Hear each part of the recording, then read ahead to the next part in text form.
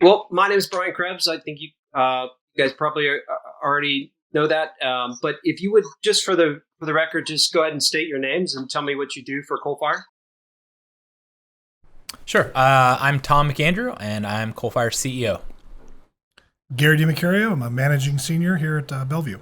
I'm Justin Wynn. I'm a senior security consultant with Coalfire. Excellent. Well, thank you all for agreeing to talk with me about this whole thing. It's generated a tremendous amount of interest from many people in the security community, as you know, and even from people who don't really know much or care about security have gotten interested in the story. So, I was really interested in having an opportunity to talk with you about this. I want to talk about first what happened, how we got here, but also, what we can take away from this incident and what you learned as a result of going through this process, which, incredibly has taken, 4 months now plus to play out. But I want to just recap real quick about what happened. So it was on September 1st of last year. Two of you, I guess you guys are senior penetration testing experts there. You were arrested while performing a previously agreed upon physical and network security pen test at a courthouse in Dallas County, Iowa. Is that right? The date was September 11th. I believe you said the 1st. So it was September 11th, right? Correct. That's right, yeah. Excellent. Okay. Now, from what I've gathered, getting questioned or even detained by authorities in the course of doing these penetration tests isn't all that uncommon. But what was remarkable here was that even after the Coalfire was able to convince the deputies who responded to the scene that you guys were there on a legitimate prearranged engagement, the sheriff in charge of that whole scene and the local prosecutors decided to press forward with burglary charges anyway. So I wanted to talk about the night of the incident in a second, but first, please just tell us a little background about this particular client. As I understand it, Coalfire had a long-standing contract to perform physical and network penetration tests on specific public buildings in Dallas County, and this wasn't your first penetration test, was it? So I think it's important to provide a little bit of background. So it was a red team engagement, and we had multiple attack surfaces that we were covering. So a lot of this is virtual, and then we came on site that week of the 11th to perform the physical penetration test. So as part of that, all the contracts are out there in public. So free to say there were 5 buildings that we were supposed to assess. There was only one in Dallas County. The rest were kind of in Polk County or the judicial buildings, but all government facilities and all courthouses and judicial branch buildings. So we were out there. No, it wasn't the first physical penetration breach that we did during that assessment. I think in the news, and we're trying to stick to what's already been publicly released, is there were multiple facilities that we had already assessed, and this one was kind of the last one that we were coming around to. Okay. So you mentioned a contract. I apologize, I haven't read it, but what were I will if I can get my hands on it. What specifically were the terms of those engagements? Did they specify that Coalfire would use non-destructive means to test the physical security of various county premises, or what? Yep. So that's how the contract reads, and it's very important to go over the discussion of the call that we have. So we always have initial scoping calls with the clients just to make sure that we're on the same page, discuss the techniques and tactics to be used, and kind of what the client's looking for out of an assessment like this. So during that engagement, we're covering all the locations that we're supposed to be assessing. It's a red team engagement with physical penetration testing included as part of it. So for those, they specifically requested they wanted after-hours testing at these locations. As part of that, physical bypasses, lock picking, we kind of enumerated all these different tactics that we typically use on engagements, and the client was confirming and acknowledging with us, yep, this is what we want. We want to see how our facilities can be breached and what the security vulnerabilities are that we're working with. We're a 750 person company, right? So we're not a tiny little company doing this. We worked in all 50 states.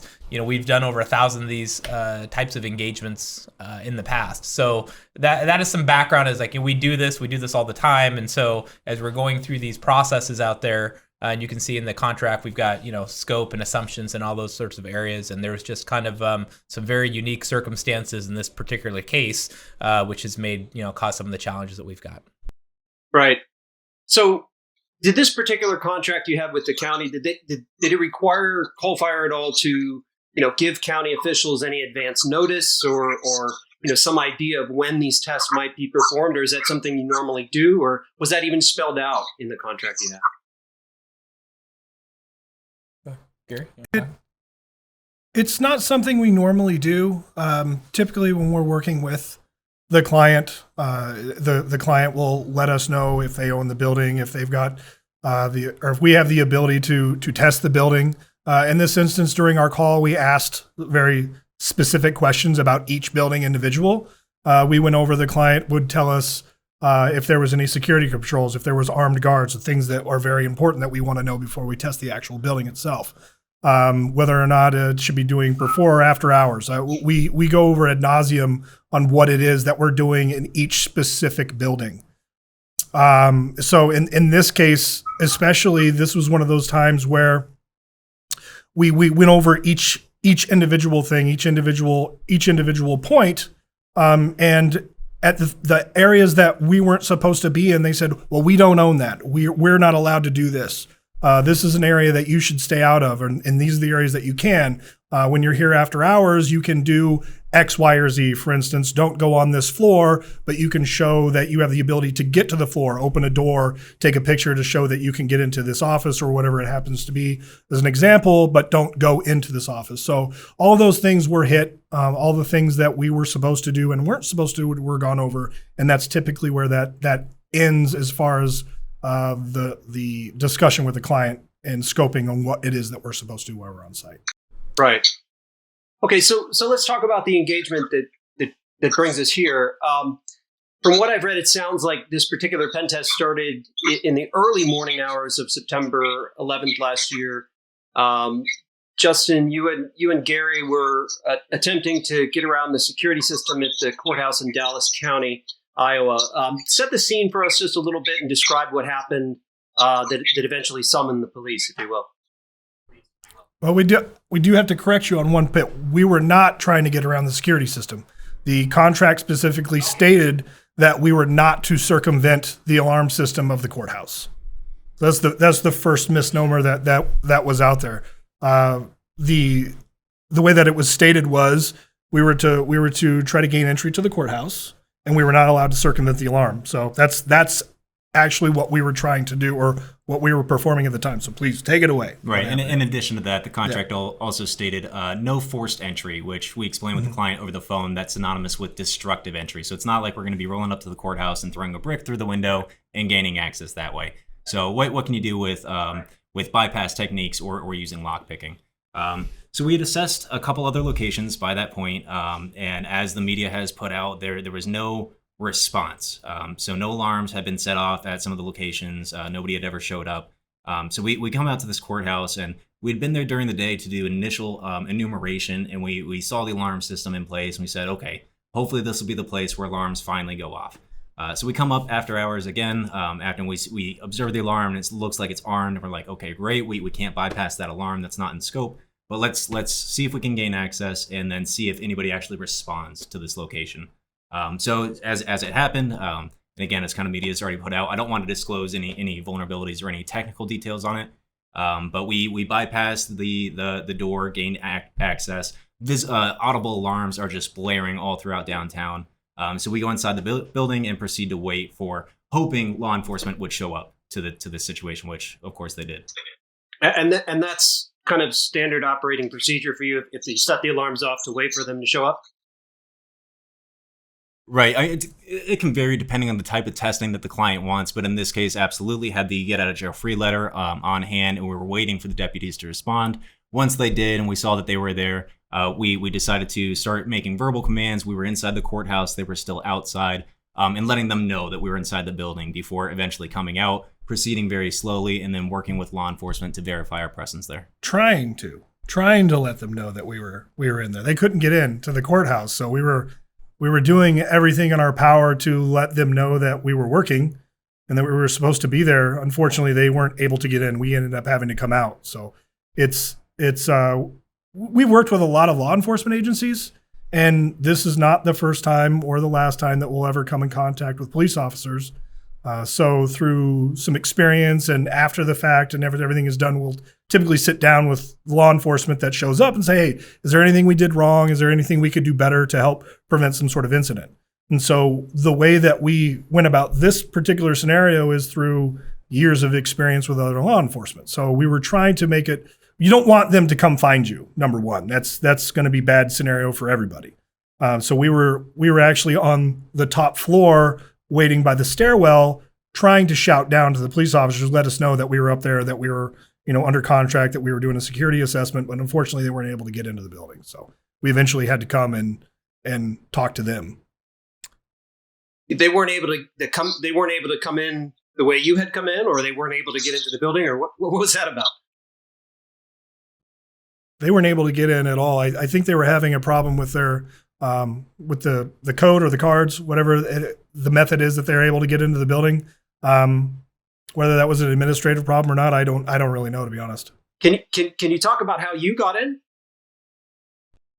Well, maybe rather than this specific say, I'd say, I mean, we've read the report, right? So if you look at it, every time we do these red team tests, you always find, areas or aha moments or gotcha that people should have fixed. And I think we're waiting on that because we're not sure who knows this and whether those issues have been fixed. Yeah. So we don't want to lower their security saying, hey, we got in this way. It's like a physical 0 day, I guess, mm-hmm. right? So we don't want to do it. I would say that it's not some initial media reports made it sound like, we've got James Bond high device tools, and I'd say you would be underwhelmed at the methods that were used to gain access to different sorts of facilities there. And that's not unique, right? I mean, we see this all the time. And part of the reasons why we're brought in to do this is typically you have dilapidated systems and outdated security systems, and physical buildings is not where a lot of states and counties are investing their dollars. Yeah. And so these tests help alert people saying, yes, while you're doing some of the cybersecurity side, if you've got vaults full of data or you've got physical risks, they're just as bad, if not more so. So that was something that we did find here. And I think another thing, Brian, since you're not familiar with the contract, as we go through it, we specifically ask the customer like what buildings to test. And so two things were kind of unique in this, right? Is that usually when a customer says, here's the buildings and you confirm them, we assume those are the buildings. And if you're doing a test for the state and you walk into a building and it's a courthouse and you're doing work for the court system, you think that they would have jurisdiction or own it. And that turned out not to be the case in this scenario, because there are some things that the state owns and some things that the county owns. And that was something that we weren't aware of as we did some of this work or didn't understand the nuances. And then two, in our statement of work, we specifically have the client make a determination of whether they want to notify law enforcement or not.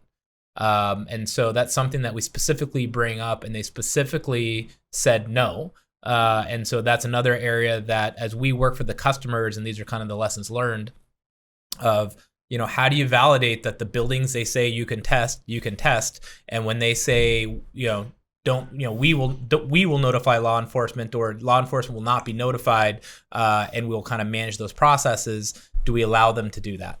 And it's different from a state versus a commercial organization, but those are two kind of unique factors in this case. And make things even more murky or cloudy, if you will, with this scenario, is there was a third-party investigation that was launched by the state, and the lawyer at the time, or I should say at the end of the investigation, his conclusion was the state did have authority. Again, his interpretation of the law, but that interpretation of the law was the state did have authority to allow us to go into that building. So it's all based on legal, or the lack of legal precedent, actually, because it's one of those times that it's something that was very unique that just doesn't happen. Just to be clear, you were hired by the county or by the state? The state. By the state. Yeah, so if you think about like the state, right, owns the contract, and they have courthouses all throughout the state, right? And so as part of this, we go to different courthouses. Some of them they own, like in the Capitol, in these other areas, like in this place, Dallas County, we assume that they had it or they had the right, and that's where there's some ambiguity in the law of, are they, basically renting back those services? Does the state have the authority to launch a physical security test of a county courthouse? That basically was kind of the question that is not well understood now. Okay, we'll come back to that in a second. But so coming back to the scene, you're there. You trip the alarms. Was this the beginning of that particular pen test at that location, or was it toward the end? Or could you describe, just without getting into details you can't talk about, obviously, some of the things some of the other things you might have done while you're there? Go for it. So yeah, we had come on site prior to that location, done our initial assessment during the day while the courthouse is open, to be able to walk through and kind of see what we're dealing with, and kind of get an attack plan for later that night. So after we had arrived that night and set off the alarms, the response from law enforcement was very expeditious. Arrived on scene very quickly, so it was pretty much, we had gained access to the facility, the alarms were already going off. We sat in there and waited for, it must have been between 3 or 5 minutes before law enforcement showed up. After that point, we announced that we were there, slowly came outside the building, asked them, being very slow moving and showing our hands, hey, do you want us to open this door? Since obviously they were having difficulties gaining access. At which point he responded yes. So we exit the facility and then start working with law enforcement to verify our presence. So that includes some things like presenting our get out of jail free letter. The responding officers actually reached out and they contacted our points of contact from the client and verified that we were supposed to be on site there. And to be clear, and this was like the third day, right? So I think that's one thing, right? Is that this is, you guys had gone. You want to talk? You guys had gone to previous locations the other days and reported back, Right? And so we were kind of midway through the week by the time this incident already happened. Right. I read somewhere one of the previous engagements you all left a business card or something. Is a calling card, if you will? That's exactly right. So yep, left a business card with the point of contact's desk. He emailed us very first thing the next morning and said, I guess I owe you congratulations. And we later found out they had reviewed all the footage. They saw how we gained access, and I think they were pretty thrilled with it. So our response back was, yep, we're finishing up the assessment and can't wait to return back to you with some of these findings so we can help secure these facilities. Right. So the police arrive. You show them your get out of jail free cards. They make whatever calls they need to do. They seem to be satisfied. What happened next? So yeah, real quick, discussing that, we do want to take the time to thank the responding officers, all the sheriff's deputies that initially showed up and responded to the incident. Everyone was very professional, handled the situation beautifully, took the time to verify and keep us, I wouldn't say formally detained, but going through the process of verifying us. Informally detained. Yes. Informally. Informally. Yeah. Yes. Informally. Okay. And so after that point, they reached out to our point of contact, verified we're supposed to be there. They had taken our driver's licenses and kind of did whatever review that they wanted to do. And then the sergeant in charge at that point actually came back to us, handed us our driver's license back, and said something along the lines of, as far as I'm concerned, you guys should be good to go. So at that point where we were free and clear, and we sat around talking with a lot of the responding officers, and they're asking us questions. We're all joking and having a good time. Like, man, how'd you get this job? What are some of the craziest things that you've seen? How'd you gain access here? And then the sheriff ended up showing up to that incident, and the situation quickly changed. Yeah. Right. So at that point, the sheriff, the tone of the conversation changed a little bit, I guess. And Gary and Justin, you were you arrested at that point, or what happened? We weren't arrested at that point. I think there was some, I guess, a separate investigative process that the sheriff was doing. He threatened to arrest us, said he was going to go talk to somebody, and disappeared. And to be honest, after he left, we just continued talking with the rest of the deputies. And I think there was a single city police officer there. We just went about business as usual. We figured everything was going to be fine. We kept going over techniques and bypass, and I think we actually went into detail about how we got in with the deputies. So hopefully, if it didn't get remedied through the pen test report, they might be able to fix it themselves. Right. Okay, so what happened after that? There were some formal charges leveled against you guys, right? Yeah, the sheriff came back and said that basically arrest him. I think the original arrest was supposed to be for trespassing, and when the sheriff showed back up, that changed to obviously felony burglary. And then from that point, we were arrested and taken to the jail. So it was 5-year felony for burglary, and then 2-year felony for possession of burglary tools. And those were the formal charges that we arrested on. Yep. Mm. So did either of you spend any time in jail, or how'd that work? Yeah, we were there for about 24 hours, I guess. A little. Yeah, close to 20 hours or so. Is how I counted Somewhere it. around there, Yep. yeah. And I think I read they set your bail at $100,000. Was that each or together, like total? That was total. So I think initially in Iowa, I think it's something around $5,000 for burglary and a $2,000 surcharge for possession of burglary tools. Yeah. Then so we're booked. We're sitting in jail overnight, waiting for the morning, and then at that point we kind of do the perp walk across the street back to the courthouse and started speaking with the judge. And at that point, sheriff was there, the county prosecutor was there as well.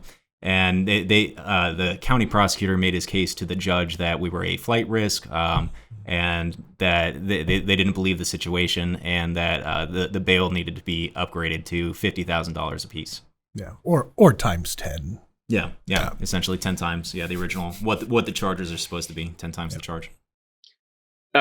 So did you have to return to the scene of the crime, as it were, to face these charges, or what? We did, and they weren't very happy about that. The judge wasn't, at least.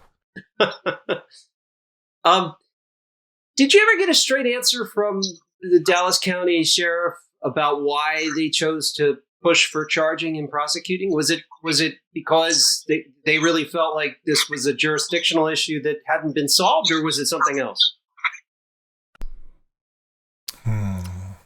Yeah, I mean, I'll handle that. So I had a discussion. So first, like Gary said, right? We work with law enforcement all over the country, and FBI and Secret Service, right? We're all on the same team, and so I don't blame Sheriff Leonard when he showed up. I'm not sure who he called and what his contacts are, but I believe him that he probably called, and the contacts that he talked about were unaware of the engagement.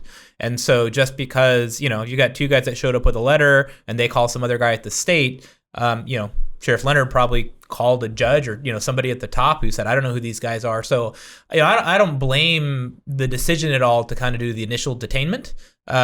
What bothered me, or I guess where I started getting frustrated is, I guess you think about my view, right? I get a call early in the morning, that morning. Hey, we got two guys that were caught doing pen testing and they're in jail. And my initial reaction is like laughing. It's like, oh, that's stupid. Like, why'd they get caught? All right, this stuff will work out.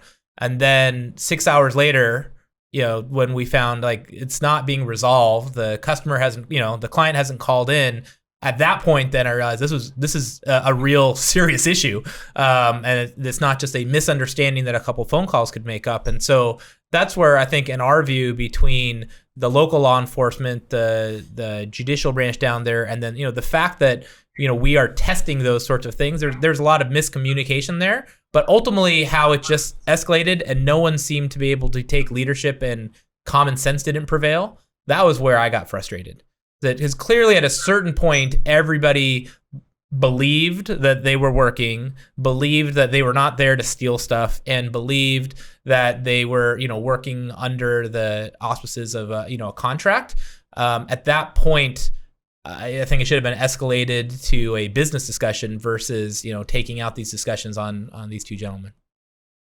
Right. Well, so I read, I think it was a Des Moines Register. They said that the incident actually prompted a lot of hand-wringing amongst politicians there in Iowa, but not because how poorly this was all handled by the authorities, but because the lawmakers actually use this and pass pen tests that they actually paid for as an example of how efforts to improve, cyber and physical security of the county's public buildings somehow actually made the public less safe. I just want to quote, if I can, from one of the Iowa lawmakers at a hearing about this not long after the arrest there. He said, and I think this was State Senator Amy Sinclair, she told lawmakers, she said, the hiring of an outside company to break into the courthouses in September created, quote, a significant danger not only to the contractors, but to local law enforcement and to members of the public. First of all, do you agree with any of that, or what's your reaction to that? And maybe tell me a little bit about what was going through your head when you were hearing those, that discussion going on at the policy level. I'll let you guys answer, and then I can tell you my opinion. But really, oh wow, this might be politically incorrect, but that's what it's you get. It's probably going to be. Yeah. That's what you get when you have politicians trying to talk about security. That's what it comes down to. They should stick to politics and not security. In my honest opinion, it's the exact opposite. That's exactly why you do the testing, is so you can become more secure. The way it's supposed to work is there's a level of trust between the state in this case and the company that they hire. We're under non-disclosure agreements. We don't say anything. We don't share it with anyone. It's between us and the state. The state then takes those findings and then they make things more secure. If anything, I can't understand why somebody wouldn't want that to happen. Basically, that statement says we're better off if we're not tested and we never find out what our security issues are, which doesn't make sense to me. Yeah, I think I read somewhere. Go ahead, Brian. Go ahead. I would say I think it's good at well intentioned, but it's just people jumping to conclusions that don't really understand the business and what the risks are. Yes, there's risks, and yes, we shouldn't have police cars flying around at 100 miles an hour that could put people in danger just for a test. But that's not how this normally works. Like normally, there's some minimal risk, and you address that with communication and processes. And the benefit you get from these is eye-opening. I mean, we go into multiple cities, states, municipalities, and this drives a lot of funding and priorities.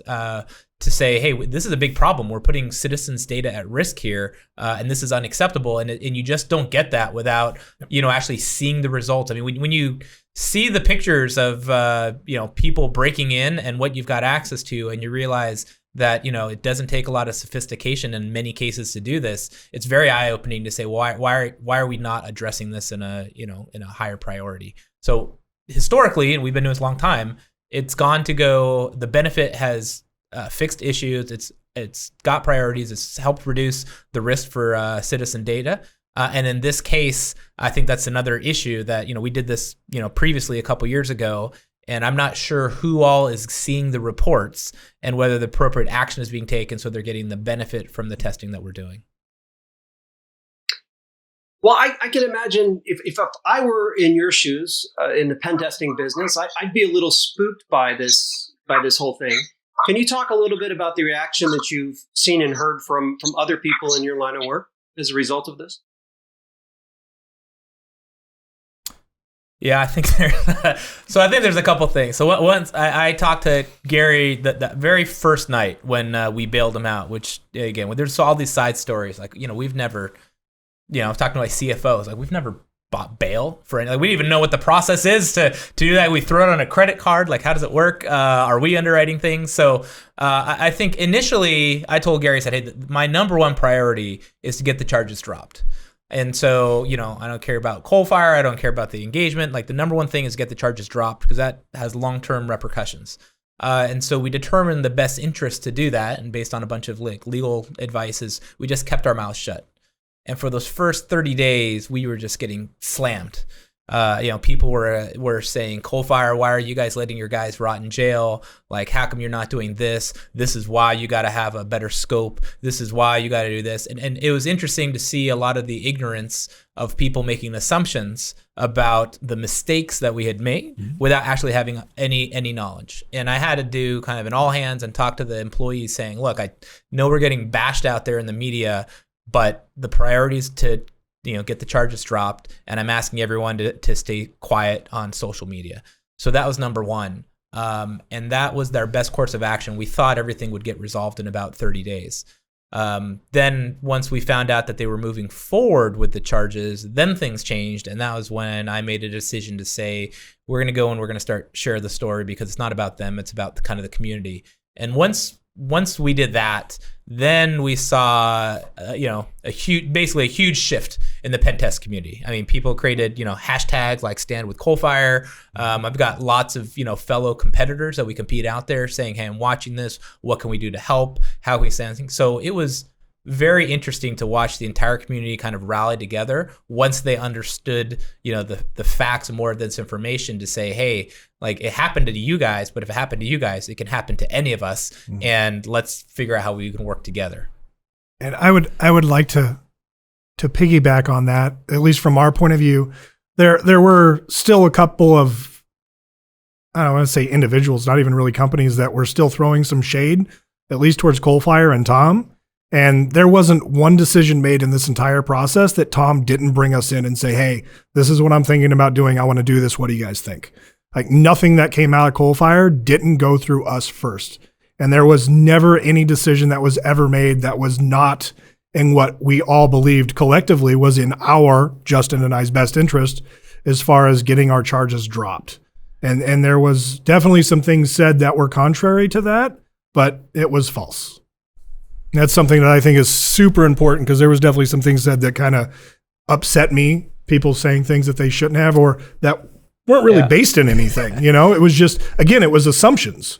And a lot of those things were, well, I don't like to make assumptions, but here I am going to go make an assumption. Here's my assumption, right? Yeah. And that's really what it came down to. I couldn't be happier with the way that Tom handled everything. Right. Great. Well, what, if anything, has Coalfire taken away from this incident? I mean, has it changed anything going forward about how you all conduct pen tests going forward? And what advice would you give other pen testers to help minimize the chances of something like this happening again? Yeah, I'll give a couple things for folks to think about. So one, realize, I think we need some sort of kind of cybersecurity Good Samaritan law or equivalent, right? If you see someone that you think is choking or dying, you give them CPR, and something happens to them, you're protected around that. We're doing similar work on the cyber side, and when customers give us IP addresses or physical buildings and they say you're authorized to do this, and we execute according to that, we have no protection. So think about all the pen testers out there. You may pen test an IP address that someone gives you the wrong one, and you take down a network. You've got no protection today, right now. So I think people should be aware of the risk of what we're doing in cybersecurity is probably a lot higher than many may have thought of from a legal perspective, because we're kind of in this gray area.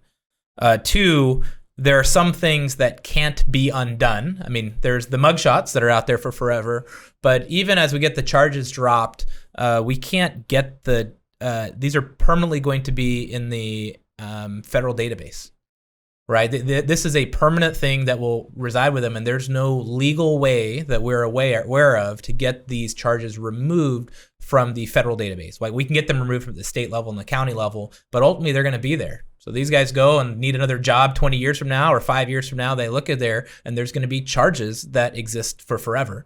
And there's nothing we can do about it. And then three, I would say, when we look at the contracts and we look at who's authorized to do what, typically if a CISO says, hey, test these IP addresses or go to these systems, we would say, okay, that's enough. We're questioning, and from a legal perspective saying, at what point does that need to have legal counsel review or something else like that? Because even in this case here, I don't think there's really any bad people, right? I think everyone was trying to do the right things, from from law enforcement, the sheriff, the judges, the county. They all had the right intentions, but they didn't necessarily have all the right information, and possibly people made decisions at levels that they weren't really authorized to do. Normally that's not our call, but I think people need to be thinking about that, is what's that protection?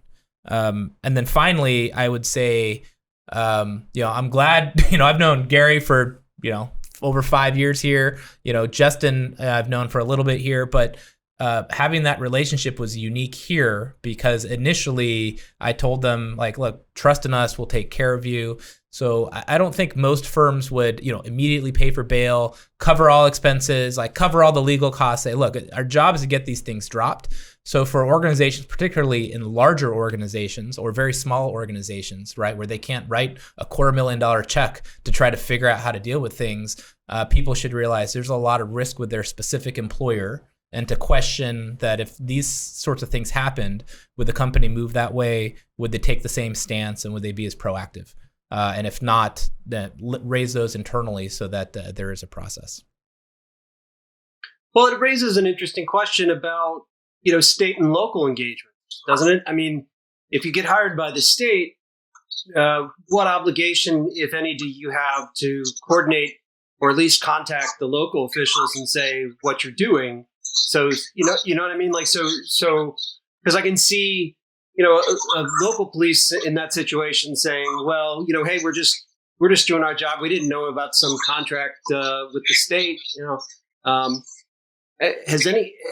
Have your operating procedures or your processes going forward changed at all in that respect, do you think? Yeah, I think we're still going through. So I think there's really two parts, which is one, I would say we're lucky in some respect in the fact that these two guys are very seasoned. So they kind of knew what the best practices were. We looked at our training and saying, how do we ensure that people know who to reach out to? And as we have lessons learned from this, how do we go and push that out to hundreds and hundreds of people? But really it's around, it's unique. IT has, this world has gone from being an IT issue, right? Historically, when I used to deal with this, I'd worked with system administrators and IT folks, to kind of being a CISO, CIO level issue, to really being a board level or top line issue. But the contracts and the processes we have are still very, maybe technical. And we really need to kind of look at what the best practices are from a legal perspective. So I think to your question, right? Like these are things where I think, as a cybersecurity company, we do the engagement, but we've now got to, I think, continue to step back and say, hey, well, there's state, there's local, there's federal, who needs to notify what? And even if the client decides not to do that, do we walk away from that and say, no, you are required to notify the FBI and the Secret Service. You're required to have counsel legally tell us that the buildings you're telling us are authorized, right? There's a lot of things that are being done right now, and there's no standard out there in the industry. So that's the biggest challenge right now, is we've got a lot of best practices like OWASP and NIST and other standards out there. But when it comes to these sorts of issues and red teaming, the legal challenges and the contractual structure, there's really nothing out there. Maybe there should be. Absolutely. Yeah. Tom, you made a point, I think, a few minutes ago that maybe it's a little more precarious to be in this profession than it was earlier. I don't know if that's exactly what you said, but I wanted to draw you out on that, because in some ways the work that penetration testers do is similar to discoveries made by independent security researchers, people who find bugs in software and hardware and then run up against the hard problem of how do I communicate this to the breached company or the vulnerable company, the company that made this software that's full of holes. Are there parallels there? And do you think it's any safer for researchers to avoid prosecution these days for finding bugs than it was maybe just a few years ago? Or, I'd be curious your thoughts on the progression there. So to your question of like, have things changed? I think they definitely have, right? I think that people need to think about that if you're in information security, you're in some spectrum of cyber warfare today, whether you realize it or not. And as part of that, the things that you're maybe doing may be considered cyber attacks or may have higher risks. And increasingly that burden is falling to kind of commercial, state, local government. And I think, most state, local government, and commercial worlds are unprepared. I mean, you see this from the malware attacks. You see this from the ransomware that's going out. Even all the PCI breaches that we continue to see, right? There's a lot of that money is used for criminal activity or used for things that are not for the good of society. So bottom line, I think that we've got an obligation as cybersecurity professionals to make the world a little bit safer. but we have to realize that it is becoming increasingly dangerous every day in what we do. And whether you're sitting at home in your PJs, on your laptop, the stuff you're doing may be considered warfare, may be considered bringing down networks, and may actually put you at risk. And need to think about how committed we are to improving security, but two, how do we work as an industry to help protect all of us that are out there, that are the good guys, that are trying to stop the bad guys out there. Right. So the stakes are higher. Might be a little. There might be more avenues for people to disclose these vulnerabilities, but the stakes are a lot higher because we're way more reliant on this stuff than ever before. Yeah.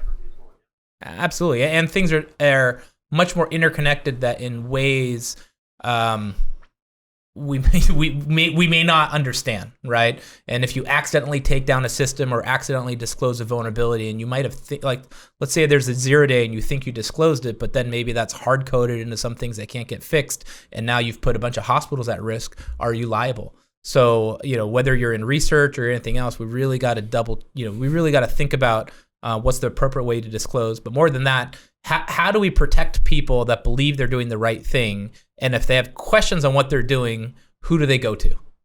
Because most cybersecurity people are not going to call a bunch of lawyers and say, I'm thinking about doing it this way, right? We are letting the cybersecurity community down in that respect.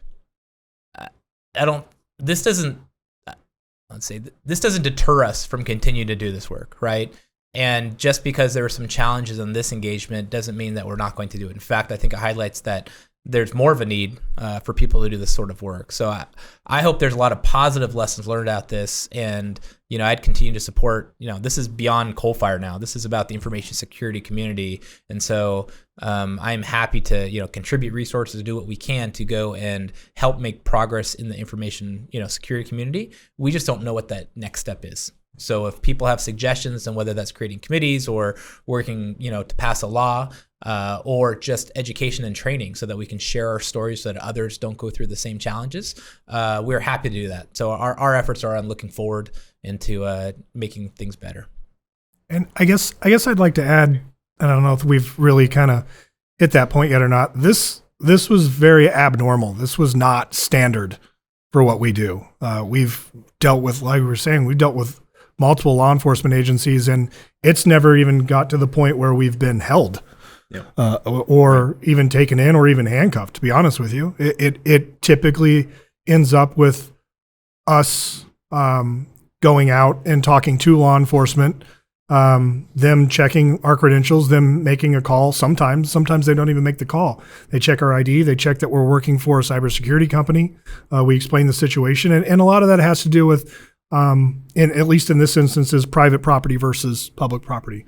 But this is absolutely a one-off from anything that we've ever done. And I've been here almost 6 years now, and I've never seen anything like this. So this was definitely something that doesn't happen normally, but we also don't want it to happen again. Yeah. I mean, it's more than one. We've done over 1,000 of these, so it's less than 1 in 1,000, right, chance that we've seen this. But I think maybe, Brian, your earlier point, right, is the world is a little bit more aware about cybersecurity risks. And in the past, having people showing a letter, and the fact that people are doing more diligence, I think is a good thing. Mm-hmm. But the fact that common sense doesn't prevail because of communication, legal jurisdiction, that's a unique challenge. And one other nuance that maybe people aren't aware of, right? There were never any there was never any charges filed against the company. Right? The charges were against those two as individuals. So even though they were working for us and they were doing the engagement, that was also unique in the fact that they didn't have to notify us, they didn't run us stuff down. Like, these two were literally on their own as burglars, considered working outside of the contract, and we had no legal obligation or anything to do anything for them because they were treated that way. And I thought that was a unique and it's a disservice. I mean, they're obviously working for us, and I thought that was another unique thing from the legal domain, is that they weren't charged as employees. Yeah, and this could have turned out very, very poorly for somebody else at a different company. Very poorly. We were to the point where the customer cut off all communication with us, and we were left in jail with nothing They basically threw their hands up and said, we don't know these people. We don't know who they are. And whether or not that's what they really said, I don't know. I'm talking from my point of view from sitting inside a jail cell. But if Coalfire decided at that point to say, hey, you know what? These charges are on you guys. We're not being charged with anything. This is you. We'd probably still be there. Yep. Yeah, and in fact, actually, we did get some of that initial. That was actually some legal advice we got in the very beginning. We said, hey, we said we're going to bail out, and some of the initial legal advice was don't get involved into this. Once you start paying bail for them, like you're on the hook. And so all I had to do was listen to that, and I guess you guys maybe still be in jail now. Please tell them what you said. I think it's important. I loved it. What's that? It was the best thing that you said this whole entire thing. Revive what I said. Tom said something to the effect of, you need to find me legal counsel that tells me to bail you out. And then he sent all the VPs scrambling to go find that person. I think that's where I say common sense doesn't prevail, right? There's a lot of people that do stuff, and I said, really, that doesn't seem to make sense to me. Let's go and see if that's the only opinion out there that matters. And I think that's, as leaders in this space, if you just listen to kind of certain people, you make bad decisions. So I think the leadership part of this, of making sure we got leaders that are taking care of people and are doing the right things, even if they're just getting beat up in the media. I was telling my wife, I felt like I was a politician for like 30 days, just, getting slammed in the media and everybody asking all my friends about what's going on. And I can't talk about it. But ultimately, we kind of have this motto of assume good intent and assume that people are doing the right thing. And I think that's what we need to continue to do here. Yeah. Well, like it or not, cybersecurity is a political issue in so many ways these days. Listen, Tom, Gary, Justin, thank you once again for taking the time to talk with me. Really interesting stuff, and I wish you the best of luck going forward. I hope none of this happens again for you all. For anybody else. I was going to say, I hope we don't talk again, but, in the world we're in, the world you're in, there's a lot more overlaps, and unfortunately, I think as a community, we're losing the fight here in cybersecurity, and we got to find a way to turn it around. I was just going to add that I just got an email during the interview that Gary and Justin, the charges have officially been dropped. Oh, thank you. I've been sweating that the last 24 hours. Thanks, Patrick. Man. Whew.